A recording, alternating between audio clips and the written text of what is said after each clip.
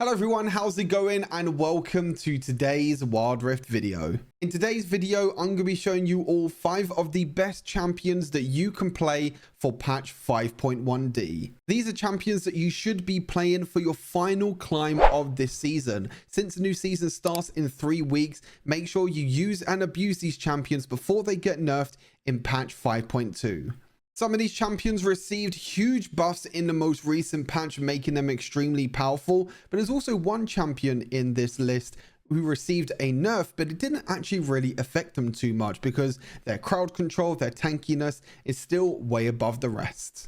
First up in the Baron lane, we have the Grand Duelist Fiora. Fiora received some really strong buffs in this most recent patch. Her passive, her vitals being able to deal more damage, and also her first ability dealing more damage. Both of these buffs on top of each other make her extremely powerful now during the laning phase, allowing her to trade very effectively against other bruisers and other tanks. And also the scaling now of her passive and her first ability means that she's going to be a lot stronger in the late game. Now, the only bad thing about Fiora now is that she loves duels. She loves to go into 1v1 fights in the side lane. However, that's not really possible right now since there's no more hold breaker, since split pushing is not really a thing. You can make it work, and there are scenarios where it can be extremely strong if your allied teams are trying to take objectives on the other side of the map.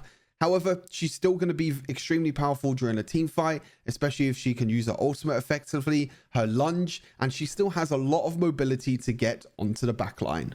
Next up in the jungle, we have Maokai, the champion that received a nerf in the most recent patch, but the nerf, in my opinion, does not warrant how strong this champion still is. The base armor went down, which doesn't really mean too much for Maokai since he's super tanky already in the jungle and he can still tank a lot of damage. The base attack damage means that he's going to lose a little bit of damage in the jungle. The sap magic as well, his passive, his health regen has gone down. However, the big thing is that his passive, the cooldown hasn't been changed. And that is, in my opinion, one of the strong things about his passive.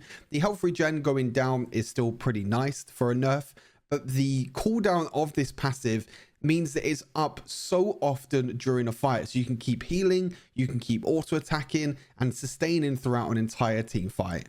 The first ability, Bramble Smash, only got a 10 base damage nerf, which in my opinion is crazy. This is one of the strongest abilities in the game in terms of clearing through the jungle, in terms of damage towards enemy champions. It's so incredibly powerful as an ability, and for it to be only nerfed by 10 base damage is just crazy to me. I really feel like this ability should have been nerfed even more. And again, the same with Twisted Advance as well. It only got a 0.15 second reduce in root time in the late game, and the cooldown went up by 1 second at every single rank.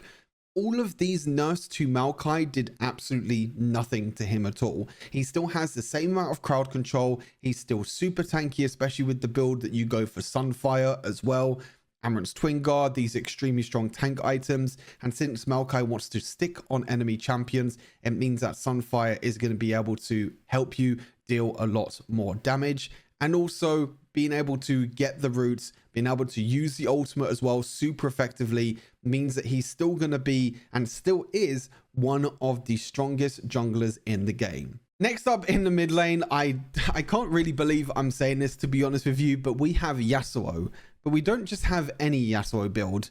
We have Tank Yasuo. Yes, that's right. Tank Yasuo with no crit at all. The only time that you really want to build crit with this Yasuo build is maybe Mortal Reminder if you need the grievous wounds. But with this build, you're going items like Wit's End, Divine Sunderer, Amaranth's Twin Guard, Thornmail as well can also be another option. You're even going for defensive boots, and you're taking Grasp of the Undying. Now, you're probably wondering, why does this build work and how does this build work?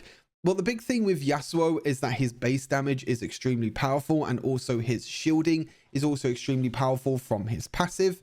But not only that, he's able to deal true damage after he hits his ultimate on someone. So he doesn't actually need the crit really to deal damage, since if he can land a tornado or if someone on his team is able to land a knockup, after you use your ultimate, you're then able to deal true damage. So you don't actually need the crit for the damage. You'd rather have the survivability of items like Wit's End, Twin Guard, and also Divine Sunderer, and then get the damage from his ultimates. Now with this build as well, you are going to be building quite a lot of attack speed, as I mentioned already with Wit's End. You can also go for Blade of Ruin King, and attack speed means that you lower the cooldown of Yasuo's first ability. So it means that you can keep using this constantly during a team fight, you can keep using his knockups effectively, and being able to get multiple knockups on multiple enemy champions means again that you can jump in with your ultimate and deal a bunch of damage. Even when playing in the mid lane as well, you expect Yasuo to lose a range versus melee matchup,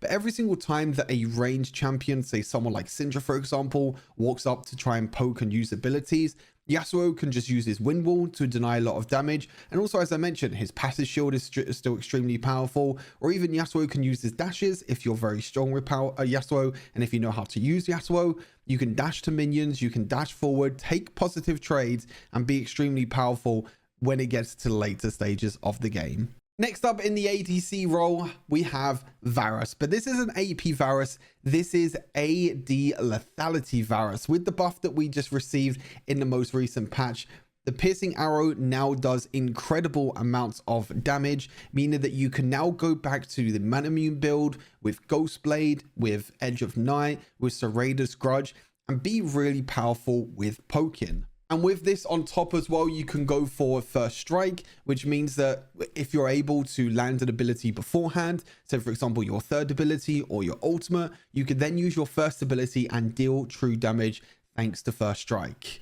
And this means that his damage from his piercing arrows does a crazy amount. You can still go for the AP build if you want to, or even the on-hit build, going for items like Terminus, Blades of Ruin King, Riftmaker, Deathcap, Infinity Orb. You know, these items are still extremely powerful for Varus. However, that's a different playstyle for Varus. This playstyle is all about staying back, using your first ability, poking with your first ability as well, and using your ultimate to help you, sustain and help you survive during team fights. Whereas the AP build is more centric around auto-attacking a lot more often, staying within range with Varus, which can be a little bit difficult because he doesn't have a lot of attack range, and just trying to do a lot of damage with your auto-attacks and also with your second ability as well, dealing more AP damage. But I think with the buffs that came into Piercing Arrow definitely makes AD Varus a lot stronger and a lot more viable to play in this current meta. And last but by no means least, down in the support role, we have Nautilus. This champion needs no introduction at all. One of the tankiest champions in the entire game in the support role. He has so much crowd control, his ultimate, his third ability, his first ability, even his passive as well. He has some of the best crowd control in the entire game. His point and click, or point or tap, however you want to reference that, on mobile with his ultimate means that you can use this on high value targets, walk up, use your other abilities, and you're able to just deal a lot of damage as well as crowd controlling as well, so the rest of your team can follow up afterwards and also help in terms of the damage front.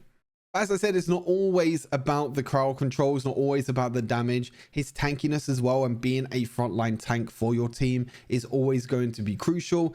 Everyone always spams in chat, oh, we need a tank, we need a tank. Hey, if your team wants a tank, just play Nautilus. Honestly, super fun champion, has so much crowd control, so much playmaking potential as well, and you will not be disappointed. Nautilus can be one of the best carry supports in solo queue thanks to all of his crowd control and his abilities being able to deal a lot of damage. And hey, if you really want to as well, you could play AP Nautilus in the jungle. It's still a viable option. You can still go for AP, you can go for Electrocute, and if you thought you did a lot of damage as support, wait until you try full AP Nautilus in the jungle. It is absolutely crazy. And that's all the champions that I wanted to cover in today's video. If you feel like I've missed out a champion that you feel like is extremely powerful in this meta right now, let me know down in the comments. I always read them and interact with them.